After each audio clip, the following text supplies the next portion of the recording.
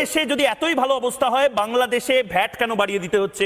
বাংলাদেশে Saint Martin's island আপনারা নাকি একেবারে মার্কিন ডিপ স্টেটের কাছে বেচে দিয়েছেন, এটা সত্যি না? স্ক্রিনে দেখানো এই প্রাণীটাকে তো মোটামুটি আপনারা সবাই চিনেন। এই প্রাণীটার কাজই হচ্ছে ভুলভাল তথ্য দেওয়া আর কারো পিছে লেগে থাকা। বিশেষ করে বাংলাদেশের পশ্চাৎ দেশ ধরে এটা ঝুলে আছে অনেকদিন ধরেই। আজকে ফেসবুকে দেখলাম এই প্রাণীটা কিছু আধ্যাত্মিক কথা বলে ফেলছে, মানে ওর অকাতের বাইরে যাওয়ার কথা মানে বলতেছে। আমি বাংলাদেশ আসতে চাই, আপনার পাশে বসে কাচ্চি বিরিয়ানি খেতে চাই, আমি মোহাম্মদ ইউনুস সাহেবের সাথে বসে কাচ্চি বিরিয়ানি, রসগোল্লা, পায়েস খেতে খেতে, পিঠে খেতে খেতে ইন্টারভিউ নিতে চাই মোহাম্মদ ইউনুস সাহেব। এখন আমার প্রশ্ন হইতেছে, ভাই কে তুই? তুই কি দিনে জায়গায় জায়গায় স্বপ্ন দেখতেছস?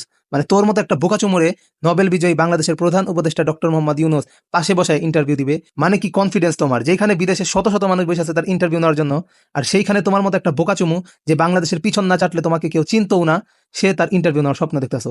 ওয়াহ চুতিয়া ওয়াহ। মানে আমি বাংলাদেশ আসতে চাই। एक बार जा जा जा जा